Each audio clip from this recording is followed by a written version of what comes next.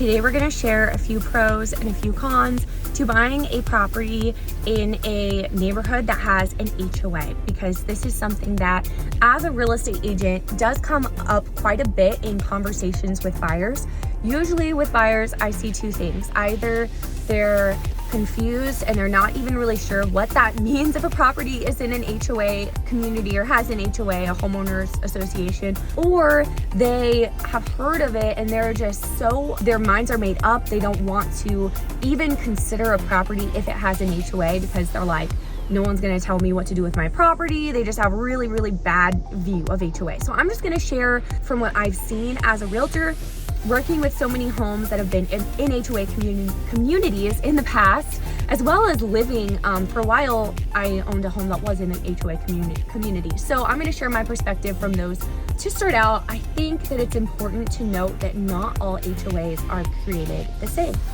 Some HOA communities or homeowner associations are going to be very strict to the point of the homes all have to have the same paint color, same exact fencing, like just very, very, very strict with exactly how they want things. Others are going to be so just chill and like not have very many rules to where it doesn't even seem like there's an HOA in the community, if that makes sense. And the same goes with pricing. Some HOA communities are really spendy and others are nothing. And I will say the majority of the HOA communities in our area, at least, they do err on the side of being like almost insignificantly small payments, whether it's a monthly payment. Some of them are quarterly, yearly, bi-monthly. They're all different. So not all HOAs are created the same. Some pros about the HOA communities from what I've seen. I really believe that a homeowners association can really help your home hold its value. And what I mean by that is you can rest assured that your neighbor or the home down the street is never going to go and just decide to paint their home bright orange.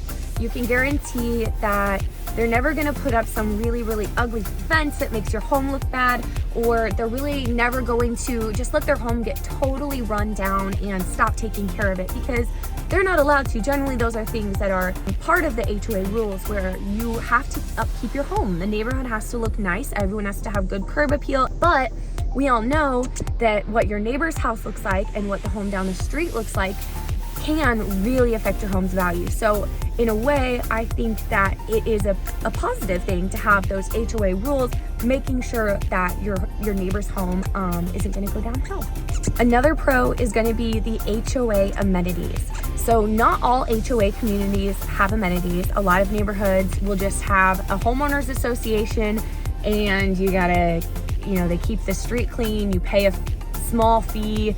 But some HOA communities, and there are quite a few in our area, that have things that you as the homeowner association payer get to enjoy, such as a neighborhood pool or a neighborhood golf course. I've even seen neighborhood basketball courts, neighborhood parks that are just exclusive to you as the neighborhood. Sometimes the amenity will just simply be having a gate and knowing that your neighborhood is safe. A lot of gated communities will have HOA fees, and those go toward things like the upkeep, the cost of the gate when the gate needs to be replaced or repaired, that type of thing. So those are a few pros to living in a neighborhood with homeowners association fees. So talking about cons as far as HOAs go, obviously we all know the cons are, for the most part, like I said, they're all different as far as how strict they are with their rules, what kind of rules, and all of that.